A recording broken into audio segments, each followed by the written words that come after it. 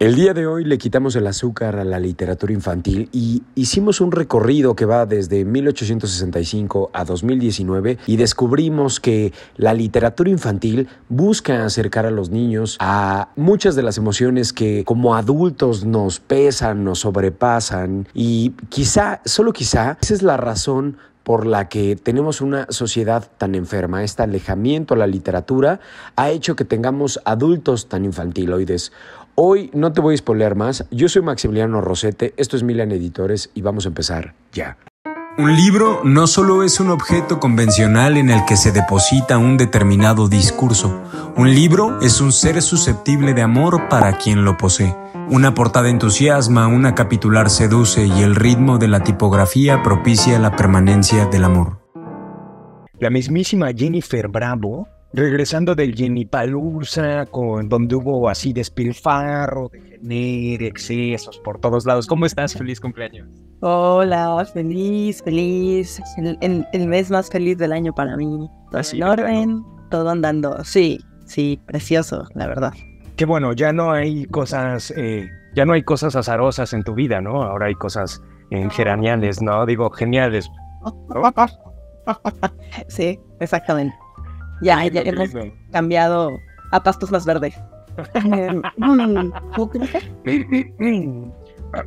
Saludos a nadie. Oye, pues nada, este podcast para mí ha sido como todo un ejercicio de exploración respecto a la literatura infantil, porque la verdad, o sea, me declaro ignorante del tema.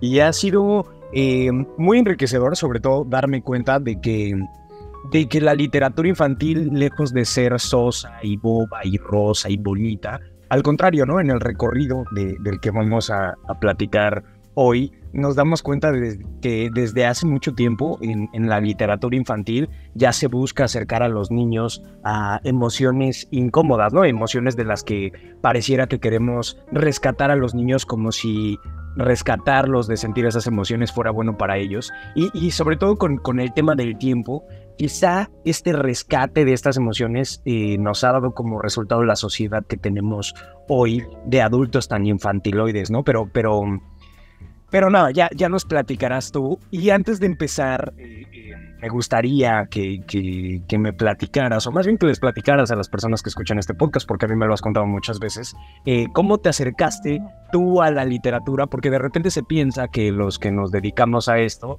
nacimos con un libro bajo el brazo, ¿no? Y que leemos desde que tenemos año y medio y no es así, ¿no? Platícame cómo fue que te diste cuenta de que los libros era lo tuyo. Pues mira, corría el 97 y tengo un hermano mayor, 6 años, y entonces siempre estuvimos desfasados en la parte académica, ¿no?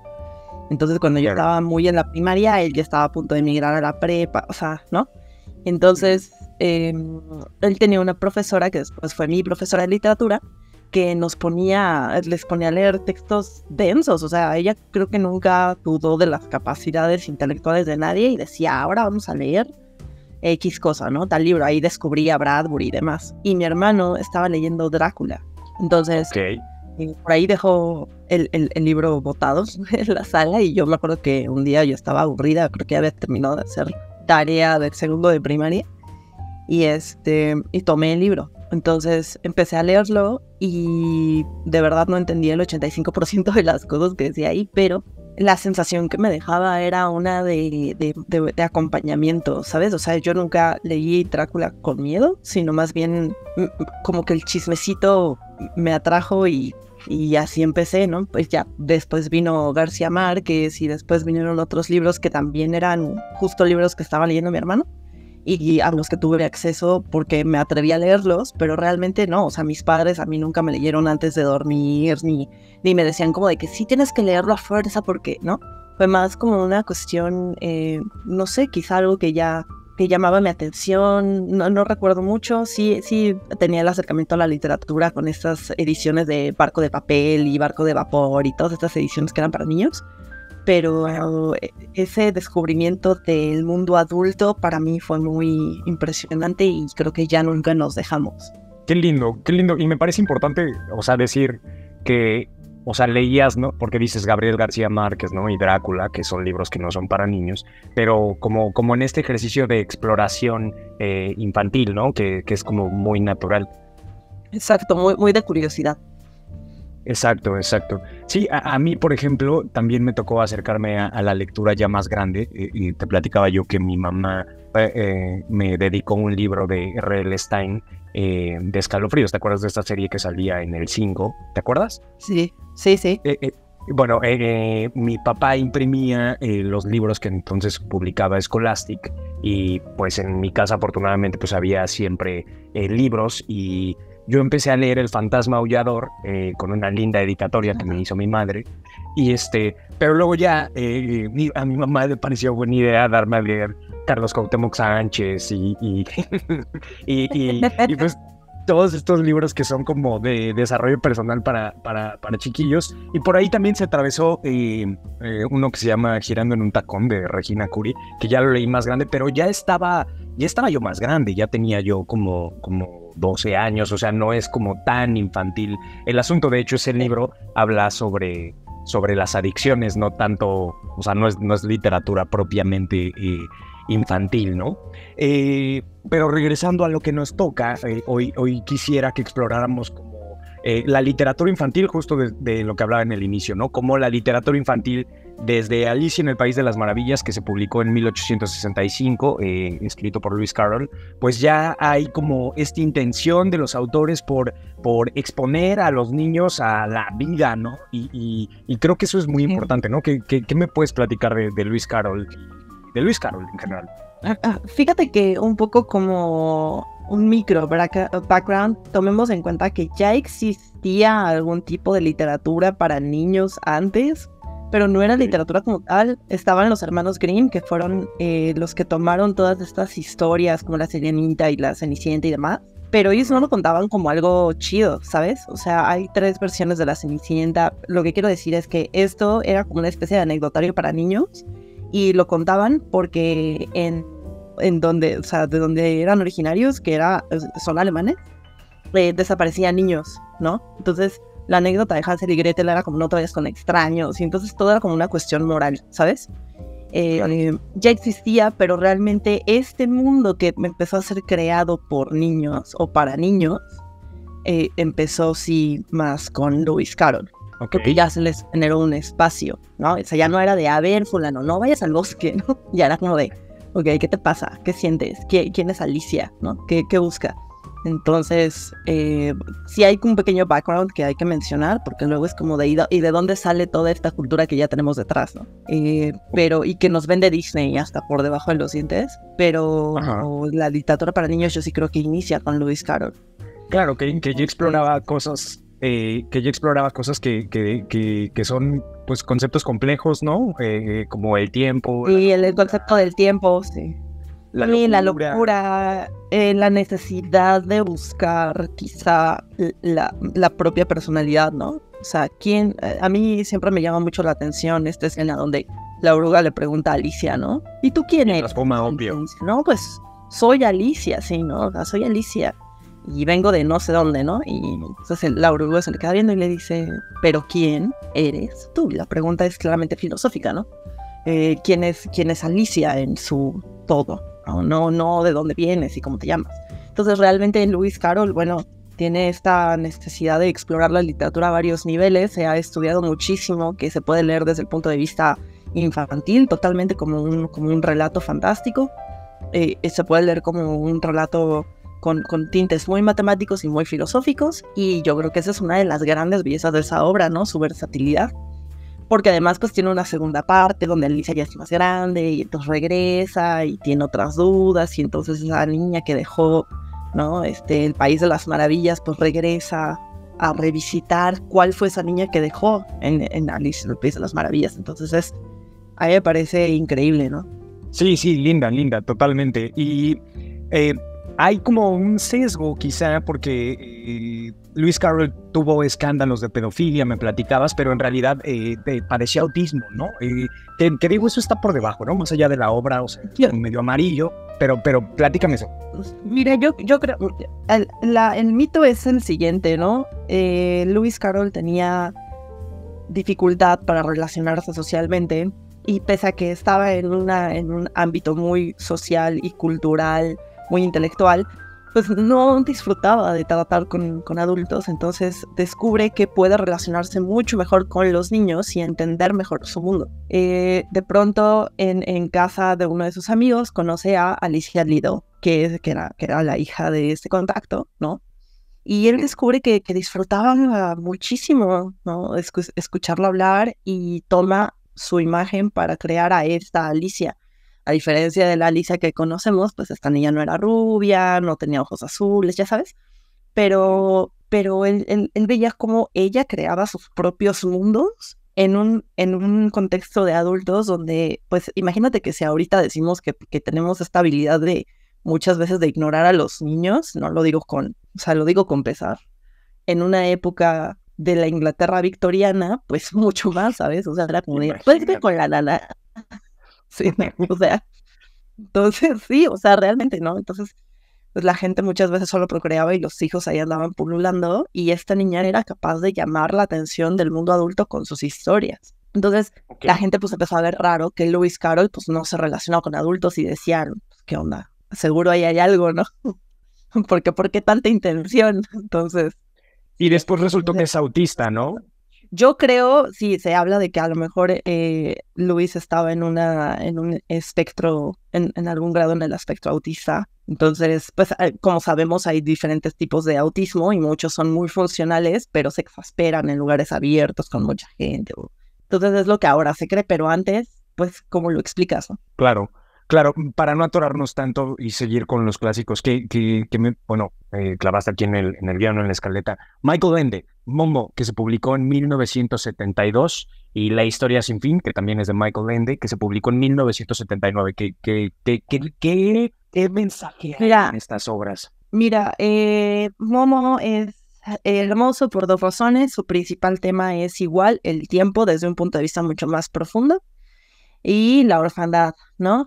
Hay muchas personas que pueden ver Momo como una idea de la crítica al consumismo, ¿no? El peligro de verse seducido por los intereses ocultos de empresas, pero la idea es una niña huérfana. Esta niña huérfana de alguna manera es como adoptada por el pueblo cuando se dan cuenta que además de huérfana es vagabunda, y cuando descubren que a su corta edad pues es una excelente escucha, ¿no? El pueblo le da un lugar donde vivir abajo de un anfiteatro, y de pronto llegan los hombres de gris, que son estos seres que representan el Banco del Tiempo, y promociona la idea de ahorrar tiempo entre la población a toda la ciudad, ¿no? Bajo esta influencia, pues la vida se torna estéril, y dejan de hacer todo lo que se considera perder tiempo, como el arte, como la imaginación, dormir, el amor, etcétera. Y entonces todo se empieza a hacer muy ecuánime, ¿no? Todos los edificios y las ropas están hechos de la misma forma, todo se vuelve una vida ajetreada, vaya, como vivimos hoy, ¿no?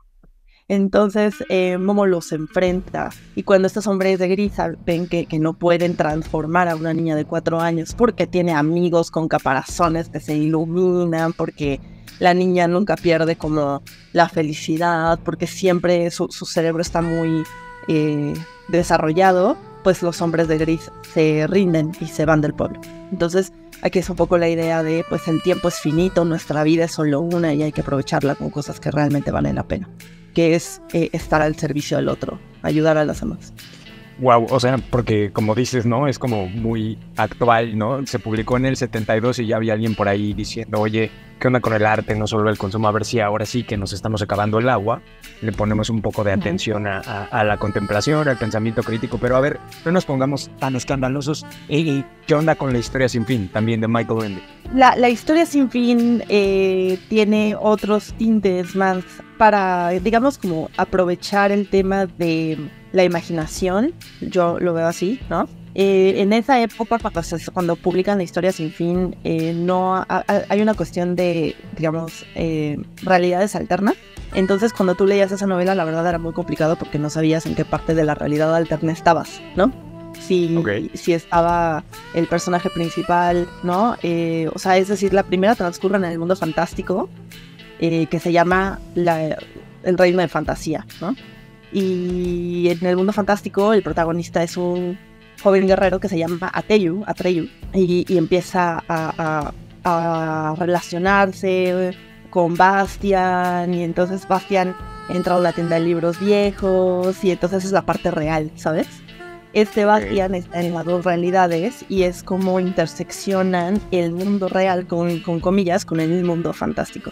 Y creo que lo que a mí me gusta mucho de esto es incluso si lo viéramos un poco más en el fondo, Michael Ende con lo que trata es pues con la idea de la reencarnación, la idea de vidas paralelas, la idea de que puedes transformar o crear o co-crear, ¿no? realidades. Y en ninguna de estas dos vertientes pierdes la importancia de la amistad, el poner la familia sobre todas las cosas, el poder de crear tu entorno y de hacer de tu mundo, pese a sea lo que tengas o lo que estés viviendo, un mundo mejor. Wow. Wow, y todo esto, porque puede sonar como muy pesado, ¿no? Pero todo esto está aterrizado y muy bien aterrizado para niños, ¿no? O sea, porque de repente suena así como muy abrumador, pero con este ejercicio en literatura infantil, pues se acercan a estos temas de una manera más lúdica, ¿no? Por así decirlo. Y lo bello de esto, claro, y lo bello de esta historia es que esta conexión entre las dos realidades es a través de un libro. O sea, es un libro mixto entre el mundo real y el mundo fantástico, ¿sabes? Wow. Así se Wow. Entonces, ahí si quieres un sobrino lector o un hijo lector, pues por ahí puede ser. Bueno, y ahora me gusta. Perdón, te interrumpí, ¿qué? No, que compren la nueva versión, porque ahí sí viene separado los dos para separar las realidades, y entonces el niño puede que no se pierda. Ok, sí, de hecho decías que había ahí un manejo de tintas interesante en las nuevas ediciones, ¿no? Sí. Bien. Ahora, a ver, los inusuales. Dr. Seuss, que tiene una carrera como ilustrador y como cartelista, ¿no? Entre 1937 y 1957 hizo muchas cosas para la Segunda Guerra Mundial. Pero me platicabas que él es el autor del Gato en el Sombrero y del Grinch. Y me quedé pensando en el Grinch, porque qué idealizadas tenemos las fechas importantes, y en este importantes tendría que estar como en itálicas, y cómo esta figura del Grinch habla de pues, quizá para algunos esas fechas son como de profunda soledad. Yo me pongo en esa fila, ¿no? Los cumpleaños, justamente el Día del Niño, y lo hace Dr. Seuss, ¿no? A través de El Grinch y El Gato en el Sombrero. Cuéntame de eso. Mira, hay que entender una cosa, ¿no? Yo creo que lo importante de hablar de Dr. Seuss es que tiene esta capacidad de tornar una situación muy compleja, que es como Estados Unidos salió de toda la época de la depresión, y entonces ya cuando empieza a salir de la cuestión de la depresión y entra la Segunda Guerra Mundial, ¿no? Entonces realmente no tiene como mucho respiro económico, o sea, mucho menos de 20 años. Y Dr. Seuss lo que agarra es su capacidad poética, su prosa, su manera de ilustrar el mundo, como bien decías, ¿no? Y hacerlo un poco más accesible a los niños, porque pues a los niños no se les explicaba que el mundo se estaba yendo al diablo, ¿no? Entonces, al final, él empieza a crear muchas de estas emociones. O sea, el Lorax, por ejemplo, es este personaje como peludito, ¿no? O el mundo de los Who, pues es otra cosa, y va representando, yo creo, distintas emociones humanas, ¿no? El Grinch, pues, supuestamente no tiene corazón, pero al final, ¿no? Una niña vuelve a encender su corazón, y el poder de la Navidad, y como proteger la inocencia pese al caos que podría estar rodeando el momento. Entonces, ¿qué hacía? Pues a través de rimas, porque todo en Dr. Seuss son rimas, en el Gato en el Sombrero, en el Grinch, en los peces, ¿no? Y el niño pues obviamente se acordaba de la anécdota, de la moraleja detrás de la historia de Dr. Seuss.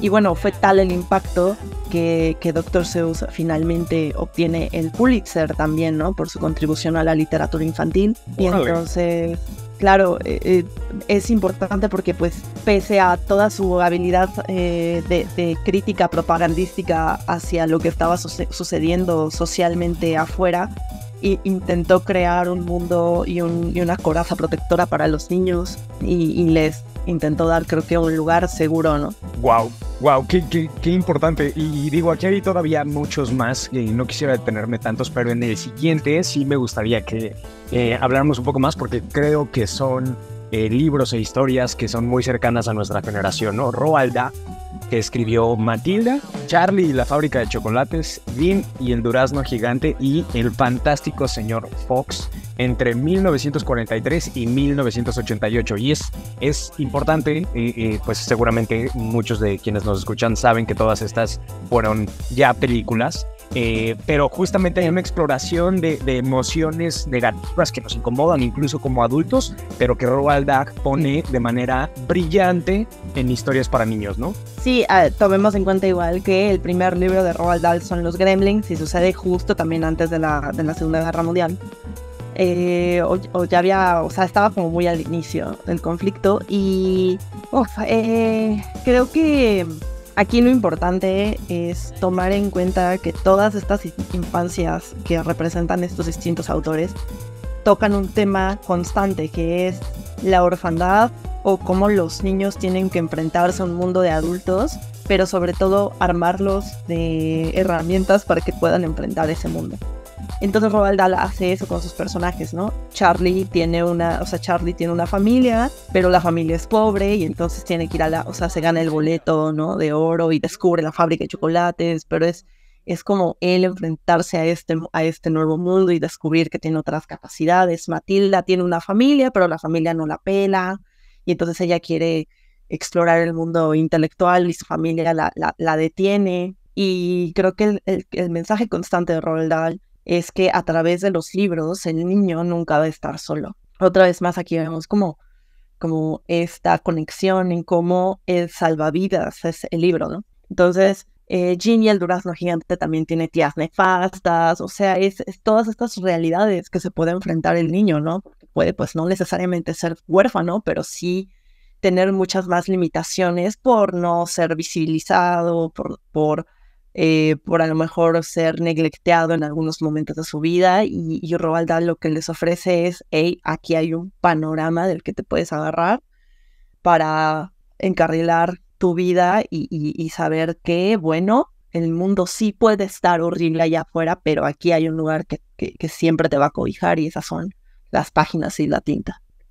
Wow, qué interesante, porque además en estos libros de Roald Dahl se habla también mucho de sí, afirmar que hay un mundo horrible, pero que en la mirada hacia uno mismo y la mirada hacia los libros puede darte una escapatoria que no se genera a través del consumo, ¿no? Porque, y a ver, yo no tengo hijos ni nada por el estilo, pero yo veo que es muy común darle a los niños tabletas y darles teléfonos porque es fácil, ¿no? O sea, porque lo puedes desconectar de ti un momento, pero hay otras formas. Y ojo, no quisiera hablar de si está bien o está mal desconectar de ti al chamaco, pero supongo que descansado, ¿no? Y que se vale. Pero quizá las tabletas no son la mejor herramienta, los medios digitales no son la mejor herramienta porque los vuelven consumidores, ¿no? Los vuelven un engrane más de este sistema tan perverso en el que vivimos, ¿no? Pero, y antes de irme para allá, te escucho, sí. Uh-huh. Y además quiero decir algo importante que estás diciendo con esta cuestión de los medios digitales, es que algo importante que invita de una u otra forma a Roald Dahl es algo al acompañamiento cuando el niño está descubriendo ciertos tipos de literatura, porque por ejemplo, nosotros ahorita estábamos hablando de que en 1970, en 1940, en 1800, ¿no? Pero pues no me voy tan lejos, ¿no? En el 2023 censuraron a Roald Dahl. No. Porque cuando iban a reeditar sus obras, ¿no? Un artículo del diario inglés The Telegraph denunciaba que muchas de las palabras en la obra de Roald Dahl estaban muy dirigidas hacia el peso, a la salud mental, a la violencia, o al género, o a la raza. Y yo creo que claro, la literatura siempre se ha prestado para hablar de muchas cosas, pero hay que entender el contexto del autor y no puedes castigar a un genio de la literatura por la época en la que nació, ¿no? O sea, Sí, Aquí, totalmente. No puedes juzgar el pasado con el juicio del presente, ¿no? Y entonces, ¿qué? ¿Nos vas a poner a ver Luisito Comunica? No sé. exacto. Aquí es una invitación a todas estas obras, a todos estos autores que estamos mencionando. Tienen mensajes fuertes y tienen mensajes muy bellos y siempre cuando son pequeños lectores, vale mucho la pena que en lugar de decir, bueno, es que Juan no va a entender cuando le hable de Roald Dahl o no va a entender cuando le hable de ABC, mi invitación es exploren todas las obras literarias acompañando al niño, ¿sabes? O sea, si el niño ve un libro y le llama la atención y lo quiere leer, léelo con él. A menos que hablemos obviamente de temas, ¿sabes? Eróticos o de lógica, ¿no? De criterio Sí. adulto. Hay Todo lo obviedades, ¿no? demás. Claro. Sí, claro, a todo lo demás, a mí me parece que es accesible y necesario que un niño tenga la capacidad de elegir qué leer. Claro. Oye, y ahora brinquémosle al clásico de clásicos, Frank L. Baum, lo estoy pronunciando bien, que escribió Sí. El Mago de Oz y su filosofía de la reinvención, ¿no? En 1900 se Exacto. publicó El Mago de Oz. 1900. Exacto, esto es fantástico porque Frank L. Baum lo que hace es genera 14 libros. El universo del Mago de Oz son 14 libros, ¿vale? Se publica a principios del siglo XX y lo que sucede es que enfoca toda la acción en el primer libro en una niña de 8 años que se llama Dorothy Gale, ¿no? Ella, de nuevo, es huérfana, pero vive con sus tíos, ¿no? Y tiene un perro, Toto, y vive en una granja de Kansas. Ahora, yo no sé qué opines tú, pero yo creo que vivir en una granja en Kansas a principios del siglo debió ser terriblemente aburrido. Y entonces, pues Dorothy y Toto están en medio de un ciclón y acaban en la Tierra de Oz, ¿no? ¿Qué es lo que sucede? Cuando la casa cae en la Tierra de Oz, mata supuestamente a la bruja del este, ¿no? Entonces de ahí salen muchos conceptos que hoy utilizamos, pero que casi nadie conoce, ¿no? Como el camino amarillo, la ciudad de Esmeralda, los Munchkins, ¿no? Que son pues estos ayudantes de la bruja. Pero lo más importante es todo lo que sucede para que Dorothy pueda descubrir el mundo de Oz, ¿no? Ella al final va encontrando a criaturas que la van dotando de cosas que de las cuales ella misma carece, ¿no? Está el león, está el hombre de hojalata, y todos estos, pues, o sea, el león es cobarde y entonces Dorothy tiene que ayudarle a descubrir que tiene corazón y no es, o sea, puede ser valiente, ¿no? El hombre de hojalata dice, no, pues es que yo estoy vacío, ¿no? No tengo un cerebro y entonces Dorothy tiene que ser esta parte intelectual para ayudarle a entender al hombre de hojalata, que no porque sea de hojalata no tiene un cerebro. Y ella misma va redescubriendo estas partes propias, ¿no? Es una niña intuitiva, es una niña que se está enfrentando sobre todo a esta idea que nadie quiere enfrentar, ¿no? ¿Quién es el Mago de Oz? Y nadie, todo el mundo piensa que es esta figura mítica y nadie lo quiere ir a buscar porque pues la idea de encontrarse al Mago de Oz es correr el riesgo de desaparecer o de morir o de quedarse en la ruina, ¿no? Y Dorothy dice, no, pues sola no puedo, pero con gente detrás de mí, con amigos, todo se puede. Entonces, bueno, aquí se explora la idea de la autosuficiencia, se explora la idea de descubrir la valentía, el amor, el coraje, y quizá también de quitarnos estos velos autoimpuestos por la sociedad, ¿no? No porque todo el pueblo de Oz diga que el Mago de Oz es malo, quién sabe si exista, ¿no? Y creo que también es incluso una crítica social un poco al aprendan a deshacerse de las cortinas de humo, ¿no? Y si vas a averiguar algo, pues averígualo por ti mismo y no permitas que alguien pues implante una opinión en ti. Wow, parece de repente como muy contemporáneo, ¿no? Y otra vez, o sea, como autores que ponen sobre la mesa temas que han envejecido muy bien, que siguen siendo tan relevantes. Me parece interesantísimo, ¿no? Ahora, puro vato, güey. Hay puro vato en esta lista y me encantó el toque femenino. Lucy Maud Montgomery, Ana de las Tejas Verdes, que se publicó en 1908, y cuando me platicabas este libro, me parece como que puede ser el punto de ancla de las niñas punk, ¿no? O sea, de una niña diciendo, a ver, platícame un poquito de Lucy Maud Montgomery.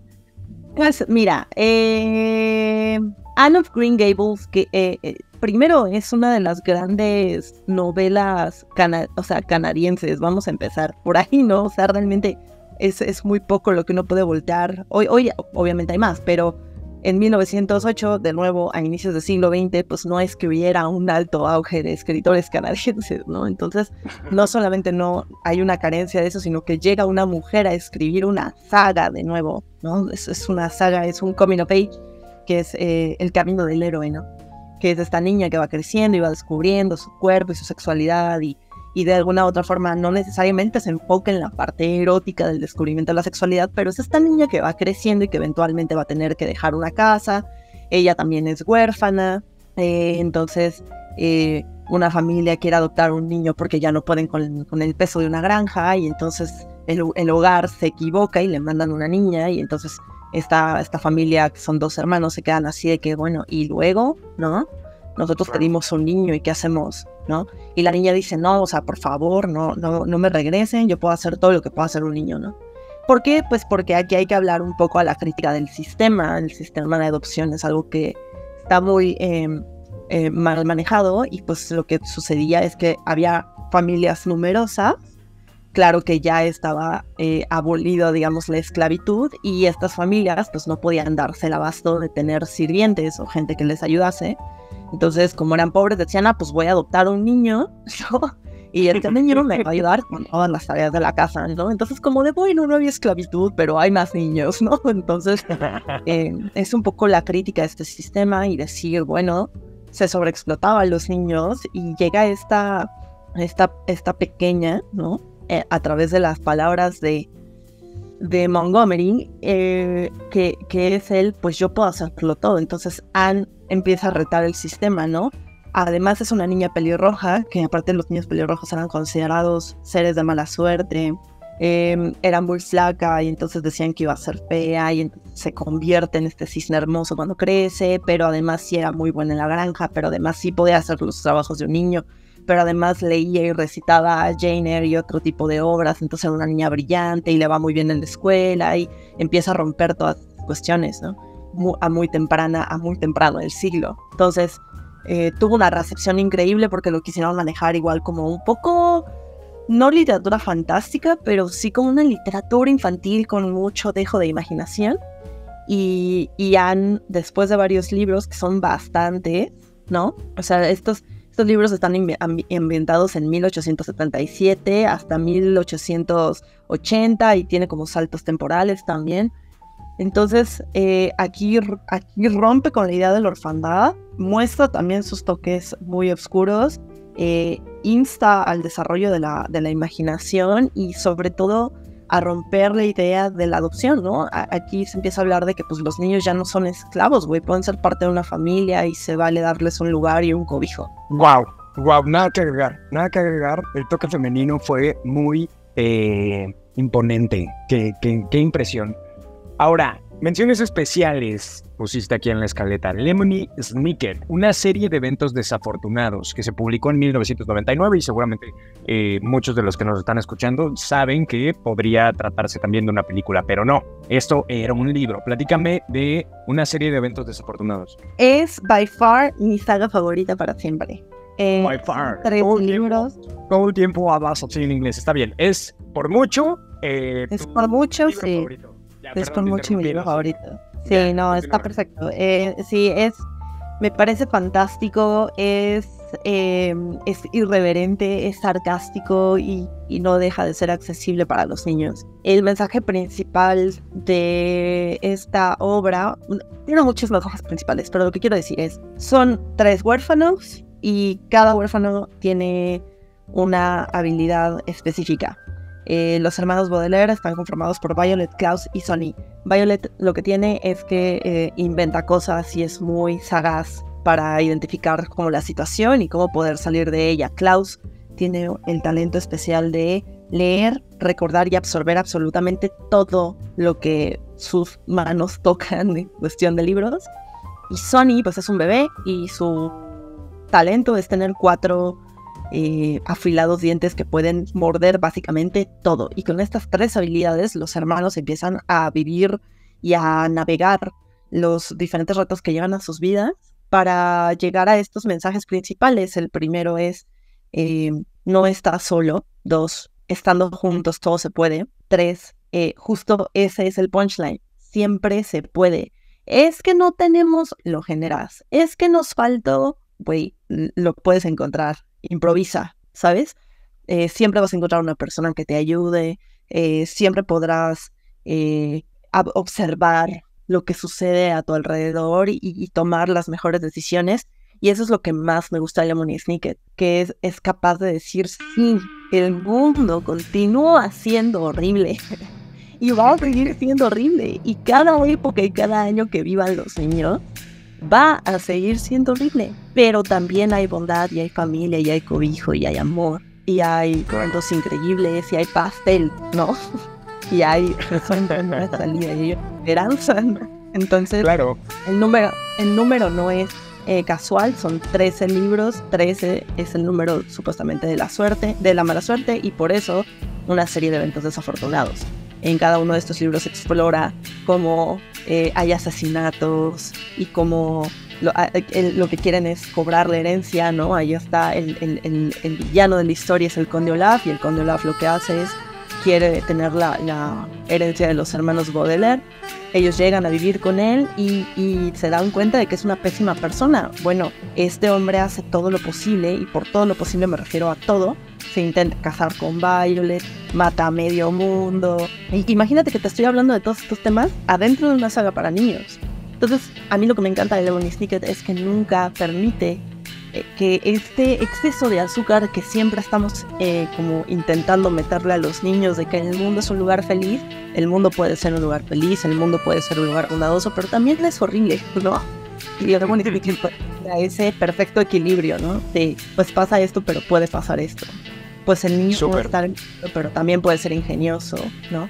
Entonces, sí, por favor, si alguien quiere, deban, no sé, yo siento que es alguien que deben leer todos a cualquier edad, o sea, no importa que sean niños. Yo creo que si hoy tú lo lees, vas a encontrar que dices, cosas que dices, qué increíble. Listo, y entonces, qué increíble, pero no tan increíble como Neil Gaiman con Coraline 2002, se publicó en 2002 y después también se hizo película, también la dirige Tim Burton. ¿De qué va Coraline? ¿Qué otra cosita hay para los niños, para quitarle azúcar a su literatura? Mira, hay que pensar también en algo de este autor que me gusta muchísimo, y eso es que una de las especialidades de Gaiman es la novela gráfica y los cómics, y creo que también, empezando por ahí, es una gran introducción a ese otro tipo de arte literario que muchas veces no se explora justamente a profundidad con temas complejos con niños, ¿no? Okay. Porque estamos muy acostumbrados, como ya mencionamos al principio de este podcast, a irnos a los extremos, ¿no? O de verdad eres muy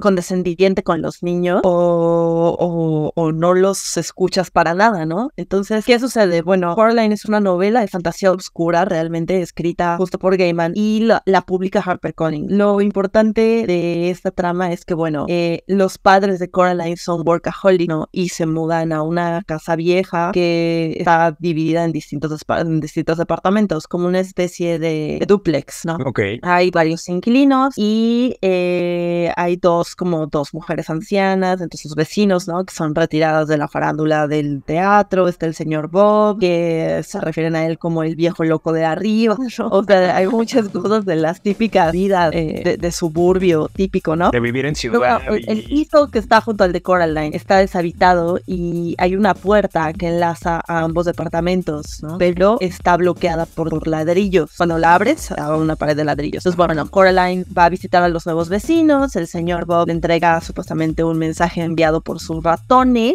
que dice, pues, no pases por la puerta. Entonces Coraline también en algún momento conoce a las otras vecinas, ¿no? Las señoritas Spring y Forcible, y le advierten supuestamente un terrible futuro después de leerle las hojas del té, ¿no? Entonces, como vemos aquí, bueno, pues hay elementos fantásticos, ¿no? Que es el mensaje de los ratones y el misticismo de la lectura de las hojas del té, y todo va en torno a Coraline también, ¿no? Pese a estas advertencias, Coraline abre la puerta y decide cruzarla cuando se queda sola en casa, porque, de nuevo, la poca supervisión parental ahí, ¿no?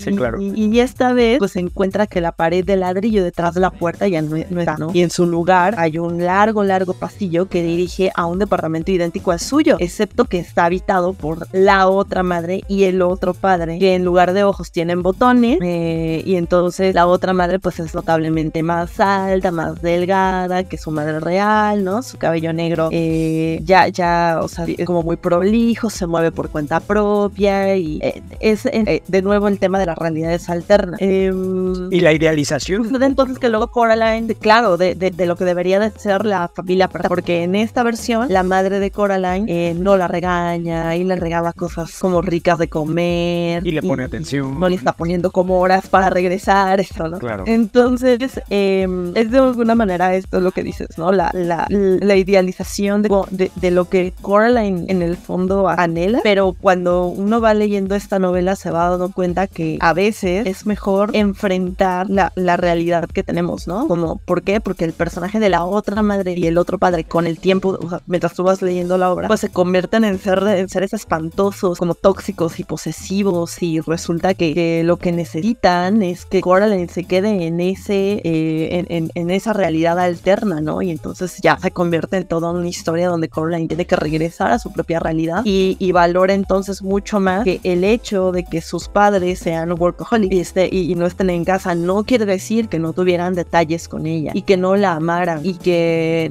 ella sí podía acatar muchas de esas reglas porque al final estaban puestas para protegerla, ¿no? Finalmente a ella también le están diciendo como no cruces esa puerta y la cruza, ¿no? Te va a ir mal y lo hace. Entonces es un poco aquí también, y lo que me gusta de esta obra es permitir que el niño hasta cierto límite también aprenda, ¿no? Es como cuando le dices a un niño, no te subas porque te vas a caer, no te subas porque te vas a caer. Se sube el niño y se cae y llora y tú estás ahí para levantarlo, ¿no? ¿Y qué le dice? Te dije no te subieras porque te vas a caer. Entonces es un poco la lección de la única manera de aprender a volar es saltando del nido, ¿no? Me parece potentísima la recomendación de esta obra como obra literaria. Y otra vez, yo sé que todos estos fueron películas o son películas, pero poner al niño a leer es mucho más potente que sentarlo frente a otra pantalla y ponerlo a ver películas, no porque estén mal, sino porque en la lectura hay un ejercicio de estímulos mucho más profundo, ¿no? Pero más allá de eso, y regresando a Coraline, pensaba yo, y te lo decía cuando estábamos planeando este podcast, ¿no? O sea, tenemos una sociedad de adultos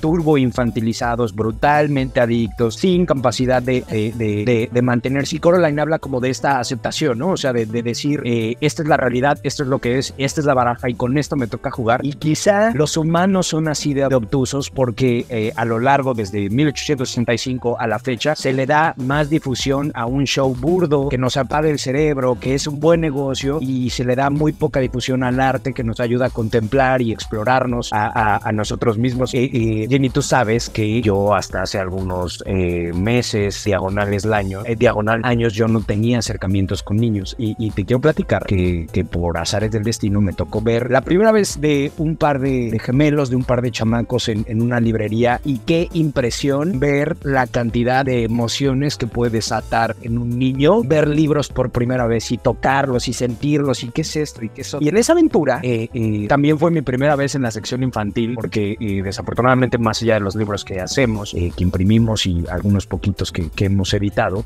yo no me había acercado a la literatura infantil más allá del trabajo, ¿no? De la parte gráfica que a mí me toca revisar, ¿no? Y me encontré con una joya que se llama El destino de Fausto, de Oliver Jeffers, que se editó en 2021 lo publica el Fondo de Cultura Económica, y hay un chorro de libros de él, pero El destino de Fausto es increíble porque es la historia de un señor que se llama Fausto y que sale a decirle a un pájaro, a una oveja, a una flor, a una montaña y eventualmente al mar, y les dice, tú eres mío porque yo te compré. Y entonces todos estos personajes le dicen, no, ¿de qué estás hablando? Yo soy solo una flor, yo soy solo una montaña, yo no soy de nadie. Entonces Fausto les dice cosas como, si no aceptas que eres mío, te voy a enseñar quién manda, ¿no? Y la montaña específicamente les dice, sí, ¿qué vas a hacer para enseñarme quién manda? Y entonces con ayuda de las ilustraciones ves como en realidad lo único que hace es patalear y se le cae la peluca y pone cara horrible, y todos le dan el avión, o sea, terminan diciéndole como sí, está bien, soy tuyo, y continúa por este viaje. Y como es un podcast orientado hacia los adultos, me va a permitir spoilearlo, ¿no? Y entonces cuando llega al mar, el mar le dice, ¿de qué estás hablando? Tú no me amas, tú no me entiendes, tú no sabes quién soy. Y más allá de eso, y Fausto le contesta, ¿de qué estás hablando? Yo no necesito saber quién eres, yo te digo juro que eres mío. Y le dice entonces, pues bueno, entonces soy tuyo. Y cuando se da cuenta Fausto ya voltea y está totalmente lejos de la orilla. Y cuando decide enseñarle al mar quién manda para que lo regrese a la orilla, pues se baja del barco, patalea y se ahoga. Y entonces al final el libro culmina de manera increíble diciendo: el mar regresó a sus asuntos, la montaña regresó a sus asuntos, la oveja regresó a sus asuntos, la flor y el pájaro. Y te voy a ser honesto, tú sabes que soy un tipo a veces demasiado...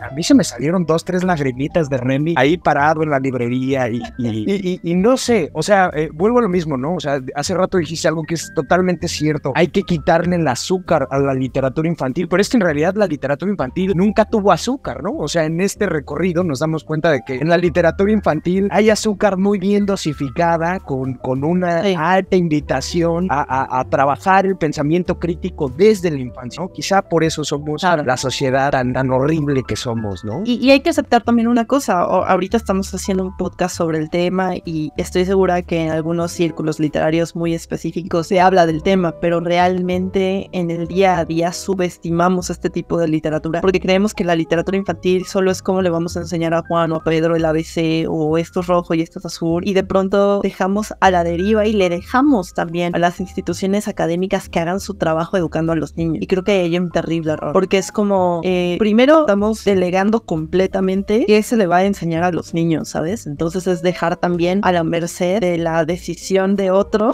que absorbe tu hijo. Entonces, ¿cómo se desarrolla un pensamiento crítico? Sí, claro, respetemos el sistema académico, retémoslo también, pero en casa. Claro, porque no podemos permitirle a los niños. Claro, porque además creo que normalmente asociamos la lectura a algo bueno, ¿no? Y a ver, tú y yo conocemos a gente que es muy imbécil y que lee muchísimo, pero más allá de que la lectura es buena porque es un gran ejercicio intelectual y interpretación y la transfiguración de símbolos en sentido, bla, bla, bla, también nos ayuda a conocer otras perspectivas, ¿no? De repente pensamos que nuestros problemas son los más importantes, que lo que a mí me está pasando es lo único que está ocurriendo, y no sé si a ti te ha ocurrido, pero a mí hay veces que los infantes me hacen preguntas que, diría Almadelia Murillo, me descolocan, ¿no? O sea, ¿de dónde esa pregunta? Pues viene justamente de una mente que, más allá de la pureza, está libre de este dogma tan horrible en el que nos enclaustra el sistema educativo, y que, mirando bien zurdo, pero que ha demostrado en diferentes facetas los gobiernos ser inoperables para muchas cosas, y dejarles únicamente la educación en el salón de clase, pues creo que es un error, ¿no? Sí, no, y creo que, mira,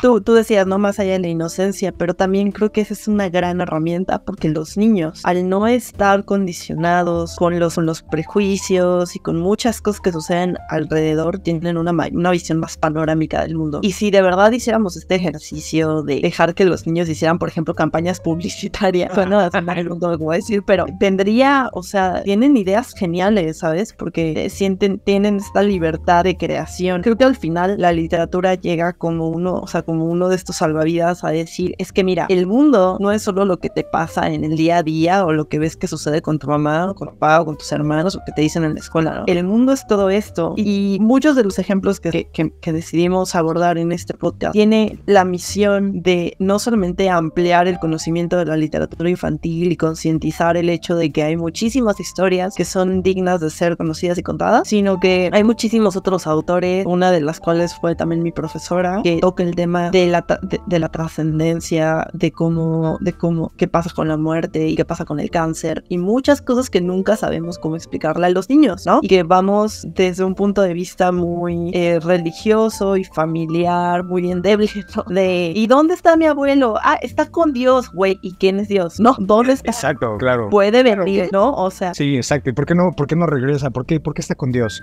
no sé. Sí, ¿no? O sea, ¿por qué se fue? Entonces hay muchas cosas que creo que hoy, afortunadamente, y con paciencia y con acompañamiento y con mucho amor, porque no hay otra forma de tratar a los niños, entendiendo que las carencias en la infancia, así estés en una cuestión privilegiada o no, van a ser las mismas. Como vemos aquí, así queramos hablar también, por ejemplo, de Harry Potter o de cualquier otra historia, siempre hay algún tipo de orfandad, siempre hay algún tipo de conflicto moral, siempre habrá pérdida de algo, amores que inician, sentimientos que a lo mejor no sabemos dónde poner, porque son parte de la vida, ¿no? Entonces realmente los conflictos de la infancia van a ser los mismos. Es como con las herramientas, conforme vamos avanzando como humanidad, las enfrentamos. Claro. Y ahí es donde tenemos que ejercer nuestro papel contundente como adultos, porque no necesariamente tienen que ser tus hijos o tus sobrinos o tener un lazo de sangre importante para proteger estas nuevas infancias. Claro, porque de repente, sobre todo pienso que los millennials, las nuevas generaciones, somos muy intolerantes con los niños y con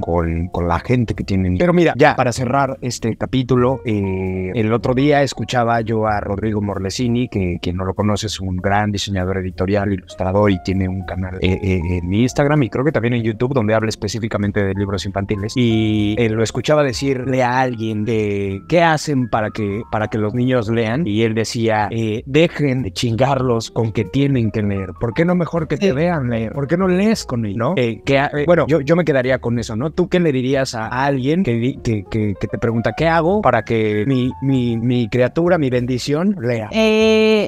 Yo siempre digo a mi sobrino, acompáñame. Y eso es importante, porque de pronto es como, ¿a dónde vas, tía?